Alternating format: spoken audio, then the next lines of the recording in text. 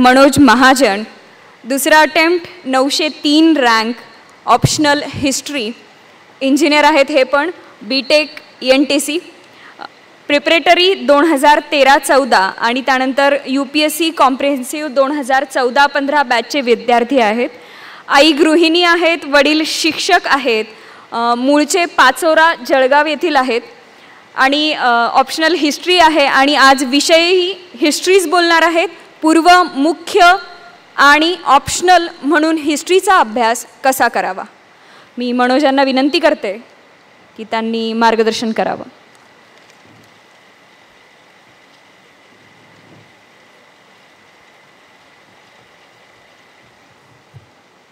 आदरणीय व्यासपीठ, धर्माधिकारी सर आणि उपस्थित असलेले कार्यकर्ता अधिकारी आणि भावी इच्छुक असणारे कार्यकारी अधिकारी, मी आज हिस्ट्री या विषयावर काही तुम्हाला सांगणार आहे.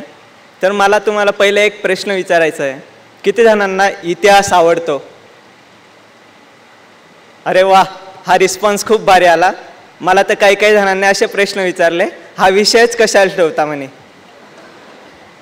तर म्हणजे इकडनं स्टार्टिंग होते, इतिहासाची गरज का. मला नेहमीच सरांचं एक वाक्य आठवतं, every generation has its own history. आणि सर अजून नितीन बानगुडे पाटील सरांचं एक वाक्य आठवतं, जे लोक इतिहास जाणतात तेच लोक इतिहास घडू शकतात. आणि इथे उपस्थित असलेल्या लोकांनी तेच केलेलं आहे. आणि माझा हा की असा दावा नाही की असं होणारच, पण तुम्ही पण हे फॉलो करणार असं वाटतं. मी तुम्हाला हे लेक्चर्स काही मॉडेल माहिती घेतो. प्रिलिम्सचं अगोदर बुक्स लिस्ट सांगणार, त्यामध्ये तुम्हाला फर्स्ट प्रायोरिटी काय वाचावं ते सांगतो, म्हणजे तुम्ही रती बनार. सेकंड प्रायोरिटी सांगतो, त्याने तुम्ही महारथी बनार. आणि आदित्य आणि किरणने सांगितलं, त्याने तुम्ही कार्यकर्ता अधिकारी होणार. तर आपण प्रिलिम्सपासून चालू करूया. अगोदर मी काही बुक्स रिकमेंड करतो. तर प्रिलिम्सला 4 पार्ट्समध्ये हिस्ट्री येतं, एन्शियन, मिडिवल, मॉडर्न इंडिया आणि आर्ट्स अँड कल्चर. तर एन्शियनसाठी काय वाचावं? RS शर्मांची ओल्ड NCERT, मिडिवलसाठी सतीशचंद्रांची ओल्ड NCERT, मॉडर्नसाठी बिपिन चंद्रांची NCERT आणि स्पेक्ट्रम. आणि आर्ट्स अँड कल्चरसाठी तुम्ही 11वीचं फाईन आर्ट्स आणि नितीन सिंघानिया यांचं बुक आहे TMH प्रकाशनचं, ते वाचू शकतात. आता सेकंड प्रायोरिटीमध्ये तुम्ही काय करावं, एक्स्ट्राचं काय वाचन करावं? तर तमिळनाडू बोर्डाचं एक पुस्तक येतं 11वीचं, ते एक चांगलं आहे. नंतर न्यू NCERT तुम्ही वाचाव्यात, कारण खूप वेळेला असे जे बॉक्समध्ये दिले आहे ना ते प्रश्न आले. ह्यावर्षी संकीर्तना ह्यावरती प्रश्न आला होता आणि त्या 12वीच्या NCERTमध्ये एका बॉक्समध्ये पूर्ण माहिती दिली आहे, म्हणजे जसेच्या तसे 3 ऑप्शन तयार केले आणि प्रश्न टाकलेले. तर आर्ट अँड कल्चरच्यासाठी एक्स्ट्रा म्हणून तुम्ही 6वी-7वीचं न्यू NCERT, NIOS आणि CCERT वाचू शकतात. आणि मराठीतले सोर्स मला अजून काही पूर्णतः माहिती नाही, पण के सागर यांनी अनुवादित केलेले आणि चाणक्यचे काही सोर्स तुम्ही वापरू शकतात. तर यापुढचा ऑप्शन राहतो प्रिलिम्ससाठी की पुढे काय करणार. हे तर बेसिक झालं. ह्यानंतर क्वेश्चन बँक. क्वेश्चन बँकमध्ये अगोदर जसं किरण आदित्यने सांगितलं की प्रिव्हियस इयरचे, म्हणजे प्रिव्हियस 5 ते 10 वर्षाचे सर्व तुम्ही प्रश्न सॉल्व करावे न्यू विशालचे. एखादी टेस्ट सिरीज जॉईन करा आणि परत ह्यामध्ये करताना अभ्यास सेक्शन वाईज क्वेश्चन सॉल्व करा आणि नंतर कॉम्प्रेहेन्सिव्ह टेस्ट सिरीजकडे जा. आता तुम्हाला हिस्ट्री म्हणजे खूप जणांना असं वाटतं की बोरिंग राहतं, ते काहीतरी असं फॅक्ट्स नसतं, युद्ध झालं हे झालं तेच राहतं. ते इतिहास त्यापुढे खूप जास्त असतो. त्याला इंटरेस्टिंग बनवण्यासाठी तुम्ही व्हिडिओज आणि ऑडिओज पाहू शकता. इतिहासात आवड निर्माण करण्यासाठी मी तुम्हाला बेसिक सांगतो की सरांचा आधुनिक भारताचा इतिहास ते तुम्ही एक वेळेस ऐकून पहा आणि इतिहास नाही आवडला तुम्हाला तर माझं नाव बदलवून टाका, एवढी गॅरंटी देतो. तर त्यापुढे अजून बाकी कसले व्हिडिओ आहे तर राज्यसभा TV आणि लोकसभा TVची आणि तसेच अनअकॅडमी आणि असेच बाकी काही ऑनलाईन सोर्सेस आहे, त्याचे तुम्ही व्हिडिओ पहा. ते मोबाईल फक्त बाकीच गोष्टींसाठी नसतं, तर खूप काही तुम्ही करू शकतात आणि त्याचा जेवढा चांगला उपयोग करणार तेवढा जास्त तुम्हाला फायदा होणार. आणि कधी पण अभ्यास करताना एक गोष्ट लक्षात ठेवा, pursuit of knowledge is important. ही तर फर्स्ट स्टेप झाली, पण सेकंड स्टेप जसं किरणने सांगितलं की ते तुम्हाला इम्प्लिमेंटेशन करता यायला पाहिजे. म्हणजे प्रिलिम्सला बऱ्याच वेळेस असं होतं की अभ्यास इतका जास्त होतो आणि रिव्हिजन कशी करावी हे येत नाही. तर त्यासाठी तुम्ही अगोदरच नोट्स काढून ठेवा आणि लास्ट मिनिट रिव्हिजनसाठी ते खूप जास्त महत्त्वाचं असतं. परत आता फोकस कसा ठेवा, जसं महेश दादाने सांगितलं की करंट अफेअर्सच्या लिंकेजेस हव्या. मागच्या वर्षी एक प्रश्न आला होता की युरोपातील सामंतशाही आणि भारतातील सामंतशाही यातील फरक काय आहे. तर हा प्रश्न का आला, तर मला असं वाटतं की मागच्या वर्षी गेम ऑफ थ्रोन्स या सिरीजला बेस्ट सिरियल म्हणून अवॉर्ड मिळाला होता आणि त्यात सामंतशाही दाखवलेली होती म्हणून आला असावा. म्हणजे तुम्ही अभ्यास करताना खाली बघून नका अभ्यास करा, तर वर ताटमानेने अभ्यास करा. त्यानंतर मेन्ससाठी इतिहासात मेन्सला अजून काही टॉपिक ॲड होतात, म्हणजे इंडिया आफ्टर इंडिपेंडन्स आणि वर्ल्ड हिस्ट्री.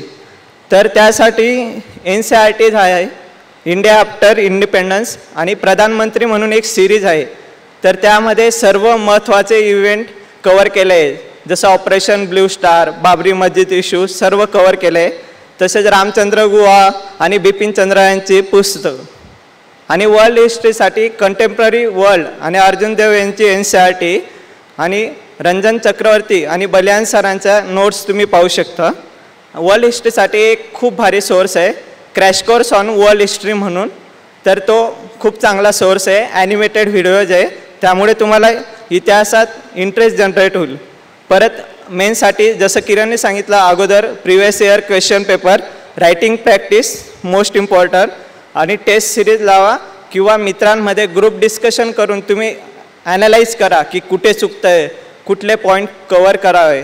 कारण इतिहासात पण तुम्हाला बरेच सेक्शन असे ॲड्रेस करावे लागतात की मुघल डिक्लाईन का झाला, याच्यासाठी 10-12 हिस्टोरियन काय म्हणताय, काय झाला ते नीट पाहावं लागतं आणि त्यासाठी तुम्हाला व्हेरियस आस्पेक्ट लक्षात घ्यावा लागणार. परत मेन्ससाठी व्हिडिओ सरांची ऑडिओ सिरीज, नंतर क्रॅश कोर्स जसं सांगितलं, आणि राज्यसभा TV आणि लोकसभा TVचे व्हिडिओज पहा. आणि आन्सर रायटिंगसाठी जसं किरणने सांगितलं की डेली काहीतरी करा आन्सर रायटिंग. आणि बऱ्याच वेळेला खूप मुलांची अशी स्ट्रॅटेजी राहते की मी आत्ता ऑप्शनलचा अभ्यास करतो आणि काही 2 महिन्यांनी करेल. असं नका करू, कायम टचमध्ये राहता विषयाची. दररोज असं टाईम टेबल करा की सर्व विषय पाहिले जाणार, नाही तर काही दिवसांनी तुम्ही काही मुद्दे विसरणार. तर मेन्ससाठी हे महत्त्वाचं आहे. आता आपण ऑप्शनलकडे जाऊ. हिस्ट्री ऑप्शनल म्हणजे एक असं म्हणजे खूप जास्त व्हास्ट सिलेबस आहे. जवळपास फर्स्ट पेपरमध्ये 24 पॉईंट्स येतात आणि त्याचे सब पॉईंट्स, आणि सेकंड पेपरमध्ये 27 पॉईंट येतात आणि त्याचे सब पॉईंट्स येतात. पण तुम्ही जेवढं इंटरेस्टिंगली वाचणार किंवा क्रिएटिव्ह मेथड वापरणार तेवढा जास्त फायदा होईल. आणि हे करण्यासाठी तुम्ही इनोव्हेटिव्ह लर्निंग टेक्निक केल्या पाहिजे, ऑडिओ व्हिडिओ नाही ते डिस्कशन. आता आपण त्याची बुक लिस्ट पाहूया. तर पेपर 1मध्ये 2 पार्ट येतात, एन्शियन इंडिया, मिडिवल इंडिया. मग एन्शियनमध्ये जसे अगोदर सांगितले तेच प्रायमरी बुक्स, पण आता थोडंसं स्कोप वाढवावा लागतो की तुम्हाला थोडं डेप्थमध्ये जावं लागतं. तर त्यासाठी इग्नूचे BAची पुस्तिका असणार, ते एन्शियंट इंडियासाठी. उपिंदर सिंग यांचं बुक वाचा, बलियान सरांच्या नोट्स आहे. ह्या नोट्सने तुम्हाला काय होईल, म्हणजे आन्सर रायटिंग नेमकी काय करायची राहते त्याची बेसिक आयडिया तरी येईल. आणि मिडिवलसाठी जे अगोदर बुक सांगितले होते तीच, आणि त्याच्यात ॲड म्हणून न्यू NCERT, इग्नू, आणि परत सतीशचंद्राची 2 व्हॉल्यूम्स येतात, JL मेहताचं 3rd व्हॉल्यूम. आता पेपर 1मध्ये एक नवीन पार्ट येतो, साईट्स. आणि त्या साईट्समध्ये असं राहतं, तुम्हाला जर का साईट आली तर तुम्ही UPSCच्या साईटमध्ये येणार, नाही आली तर तुम्ही UPSCच्या साईटच्या बाहेर जाणार. तर साईट्सचं करण्यासाठी तुम्ही सोर्सेस काय वापरणार, इग्नू आणि NCERTमध्ये ज्या साईट्स दिल्या आहे त्या तुम्ही मॅपवरती प्लॉट करून पहा. तर आणि अजून एक वेबसाईट आहे selfstudyhistory.com, आणि तसेच स्वप्नील दादाचा ब्लॉग आहे, तर ते तुम्ही फॉलो करू शकतात. आणि साईट्स करण्यासाठी 2-3 प्रकारचे अप्रोच आहेत. म्हणजे एक ग्रिड मेथड राहते की इंडियाचा मॅप तुम्ही 5 हॉरिझॉन्टल आणि 5 व्हर्टिकल लाईननी विभाजित करा आणि त्यानुसार प्लॉट करा. किंवा दुसरी मेथड राहते रिजन वाईज, की वेस्टर्न इंडियामध्ये काय येतं, गुजरातमध्ये नेमकं काय, कुठल्या साईट चालल्या, महाराष्ट्रात कुठल्या साईट्स आल्या, आणि साईट्सची बरीच सेक्शन होता, पॅलिओलिथिक, निओलिथिक किंवा कॅपिटल सिटी. तर तुम्ही ते पेपर ॲनालाइज करून ठरवा की किती सेक्शन करायचे आणि काय नाही. नंतर मॅप्स केल्यानंतर बऱ्याच वेळेला असं होतं की 3-4 साईट्सपैकी एक साईट असणार असं नक्की तुम्हाला माहिती होतं, पण एक्झॅक्ट कुठली, तर त्यासाठी रिव्हिजन आणि स्वतः मॅप प्लॉटिंग करणं हाच उपाय आहे. आणि त्यामुळेच मला कमी मार्क मिळाले असं पहिल्या पेपरात असं वाटतं. आता फोकस कसा ठेवायचा, म्हणजे बऱ्याच वेळेला काय होतं की आपली बरीचशी पुस्तकं ही हिस्ट्रीमध्ये बायस लिहिलेली राहतात आणि तेच जास्त डेंजरस राहतं. म्हणजे सर नेहमीच म्हणत राहतात, लेफ्टिस्ट लोकांना असं मान्य नाही की इंडिया नावाची कन्सेप्ट आहे. तुम्ही जेव्हा पुस्तकं वाचणार तर तेव्हा तुम्हाला खरंच जाणवेल. तर बायस ओपिनियन कशी अनफॉलो करायची आणि जे मध्यम मार्ग आहे तो कसा फॉलो करायचा ते तुमच्या हातात आहे. तर त्यासाठी बरेच फोकस ठेवावा लागतो हिस्ट्री वाचताना. दिल्ली सेंट्रिक हिस्ट्रीकडे फोकस करताना रिजनल हिस्ट्री, नंतर downfall of dynasty, change and continuity, value system काय होती पर्टिक्युलर टाईमची, नंतर डाऊन ट्रोडनची पोझिशन. म्हणजे बऱ्याच वेळेला हिस्ट्रीमध्ये नोबल्स आणि किंग्सविषयी लिहिलं जातं, पण सबऑल्टर्न हिस्ट्री लिहिलीच जात नाही आणि UPSC नेमकं तेच विचारते. आणि आपण म्हणतो यार प्रश्न असं कसं काय आला, मी एवढं वाचलं काहीच नाही आलं मला. तर तुम्ही पुस्तकांची चॉईस करताना किंवा फोकस तुमचा कसा असावा यासाठी मी सांगतो आहे. आणि आर्ट अँड कल्चर हा बऱ्याच वेळेला हा पार्ट असा निग्लेक्टच होतो, तर त्यावर विशेष फोकस राहू द्या. आणि हिस्ट्रीत सर्वात महत्त्वाचं म्हणजे तुम्ही नसतं उत्तर लिहिण्यापेक्षा मॅप काढायचा आणि त्यामध्ये कुठे आहे ती सिटी किंवा ट्रेड सेंटर ते जर का दाखवलं तर जास्त क्लॅरिटी येईल आणि मार्क जास्त भेटण्यास मदत होईल. आता सेकंड पार्ट येतो ऑप्शनलचा आपला, तर त्यामध्ये मॉडर्न इंडिया येतं. मॉडर्न इंडियाचे पण 2 पार्ट करतात, बिफोर इंडिपेंडन्स आणि आफ्टर इंडिपेंडन्स, आणि वर्ल्ड हिस्ट्री येतं. तर जशी अगोदर पुस्तकं सांगितली तीच बुक्स आहेत, फक्त ॲडिशनल पुस्तक म्हणजे शेखर बंडोपाध्यायांचं प्लासी टू पार्टिशन किंवा सुमित सरकारचे, नंतर ग्रोअर अँड ग्रोअर्स. ह्या पुस्तकातून म्हणजे बऱ्यापैकी फॅक्च्युअल आहे, MPSCसाठी खूप जास्त कामाचं आहे हे. पण UPSCसाठी यातली काही कोट्स दिली आहे तर ती महत्त्वाची ठरतात. आफ्टर इंडिपेंडन्ससाठी जी अगोदर सांगितली तीच बुक्स आहे. वर्ल्ड हिस्ट्रीसाठी तर अगोदर सांगितली तीच बुक आहे, फक्त ॲड करायचं राहतं ते रंजन चक्रवर्ती, जैन अँड माथुर, ह्यातली कुठली तरी बुक्स तुम्ही फॉलो करू शकतात. हे मला वाटलेली काही रिकमेंडेड बुक्स आहेत. ह्या व्यतिरिक्त पण खूप जास्त बुक्स आहे, तुमच्याने जेवढं होईल तेवढं करा. पण एक लक्षात ठेवा की ऑप्शनलला टाईम देताना काहीतरी असं टाईम फ्रेम ठरवून घ्या, 2 महिने किंवा 1 महिने. बऱ्याच वेळेला काय होतं की आपण खूप जास्त वाचतो जसं वैभवने सांगितलं तसं, आणि रिवाईजच नाही होत, मग त्याचा फायदा नाही होत. तर रिवाईज होईल यासाठी सर्वात महत्त्वाचं आहे नोट्स मेकिंग.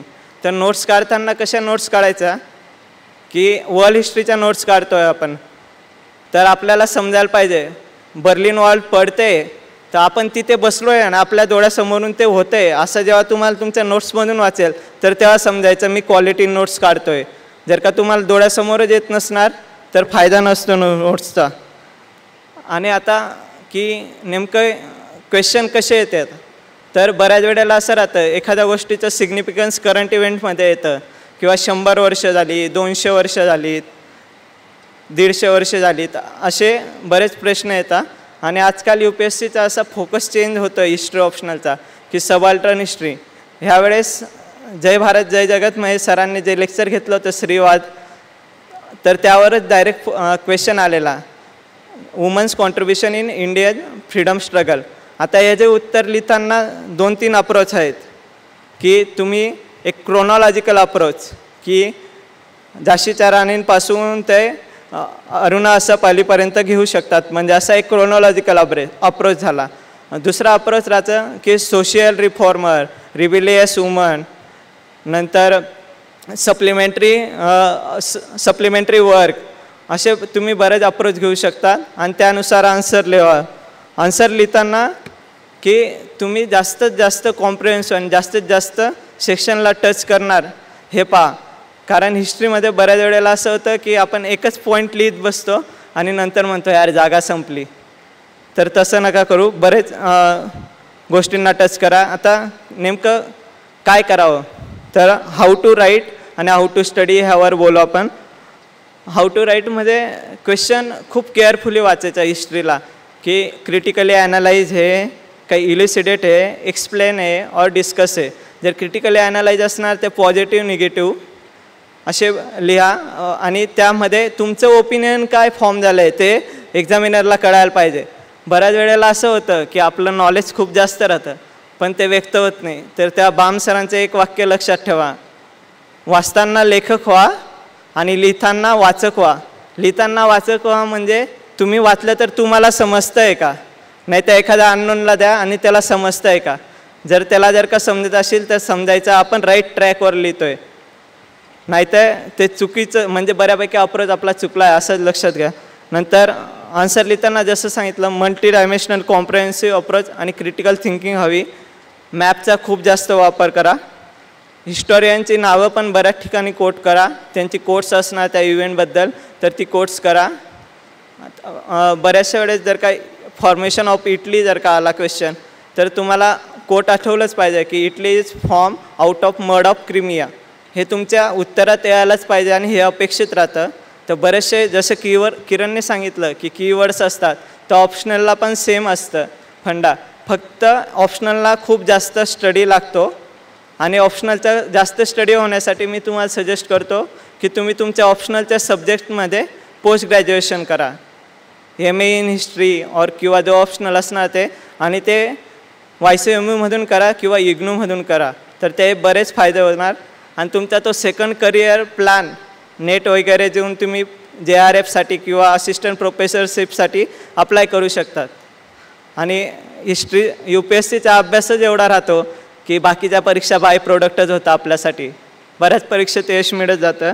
आता हाऊ टू स्टडी, इतिहासात सर्वात मोठा डेंजर अगोदरच सांगितला की बऱ्याच जणांचे असं बायस राहतं अप्रोच की रोमिला थापर म्हटलं की लेफ्टिस्टच लिहिणार, ते बरेच काही लेखक राहतात ते फक्त रायटिस्टच अप्रोचने लिहिणार. तर आपण मध्यम मार्गावाले दोघं साईडचे ॲनालिसिस करून त्यांची मतं फॉर्म करणारे उपिंदर सिंग सारखे किंवा इग्नूसारखे सोर्सेस वापरू शकतो. हिस्ट्रीला अभ्यास करताना डिस्पॅशनेटली करायचा, म्हणजे उघड्या डोळ्यांनी अभ्यास करा, दोघं साईड जाणून घ्या आणि तुम्हाला काय वाटतं आहे तसा अभ्यास करा. नंतर स्वतःच्या नोट्स बनवा, खूप जास्त थिंकिंग करा, ग्रुप डिस्कशन करा. तर हिस्ट्रीचा सिलेबस बराच व्हास्ट असल्यामुळे लास्ट दिवशी तुम्हाला कवर करणं खूप कठीण जातं. तर मी आणि माझा मित्र रमेश आम्ही नेहमीच असे ग्रुप डिस्कशन करायचो. ग्रुप डिस्कशन करताना म्हणजे एखादा एरा घेतला तर त्यामध्ये डाऊनफॉल राहिला किंवा rise of dynasty, social values, असं बरेच पॉईंट तुम्ही कवर करा. आणि बरेच सोर्सेस असल्यामुळे ऑप्शनलला तुम्ही नोट्स नक्की तयार करा, नाहीतर त्याशिवाय खूप जास्त कठीण होणार. नंतर पिक्चोरियल रिप्रेझेंटेशन मॅप, जसं वैभवने सांगितलं जॉग्राफीला लागू होतं तसंच हिस्ट्रीला पण होतं, फक्त जॉग्राफीचं जास्त टेक्निकल असणार, हिस्ट्रीचं रफ राहतं. आणि व्हिडिओज बऱ्यापैकी म्हणजे आता खूप साऱ्या मूवीज येत आहे हिस्टॉरिकल, तर त्या जर का पाहिल्या तर बरंच तुमचा व्ह्यू क्लिअर होणार. तर कम्युनिझमवरती आहे ॲनिमल फार्म, नंतर 1984, ह्या अशा जॉर्ज ऑरवेलच्या मूवी ज्या क्लासिक आहे की त्यामधून तुम्हाला बऱ्याच गोष्टी अशा क्लिअर होणार. डॉक्युमेंटरीज राहतात BBCच्या किंवा रामचंद्र गोवा यांची लेक्चर सिरीज असणार, असल्या गोष्टी करा. आणि काही सिरियल्स वगैरे पाहत असणार तर थोडंसं हिस्टॉरिकली विचार करा, कम्पेअर करा. की जसं गेम ऑफ थ्रोन्सचं मी अगोदरच सांगितलं त्या पद्धतीने तुम्हाला जर का काही मनात येत असणार आणि तुमचे प्रेडिक्टेबल क्वेश्चन जर का आले ना तर बऱ्यापैकी तुमचा कॉन्फिडन्स वाढतो. आणि कॉन्फिडन्स वाढला, आपल्या सर्वांचा अभ्यास सेमच राहतो 19-20, म्हणजे थोडाफार खालीवर होणार. पण जेव्हा तुमचा कॉन्फिडन्स वाढतो परीक्षेत तर तेव्हा तुमचे ते 2-4 उत्तरं बरोबर येतात, त्यामुळे तुम्ही सिलेक्ट होता किंवा बाहेर येतात. माझं तेच झालं, मी काठावरच प्री निघालो, एक्झॅक्ट मार्क मिळाले आणि मी सिलेक्ट झालो. म्हणून सांगतो की काही प्रेडिक्शन करा आणि आले तर ठीक, नाही आले तरी ठीक, तर तुम्हाला परीक्षेचा फील पण येत राहील. आणि एकच शेवटचं सांगतो, UPSCची परीक्षा काय हृदयात आग पाहिजे आणि डोक्यात बर्फ पाहिजे. एवढे बोलून मी माझे 2 शब्द संपवतो.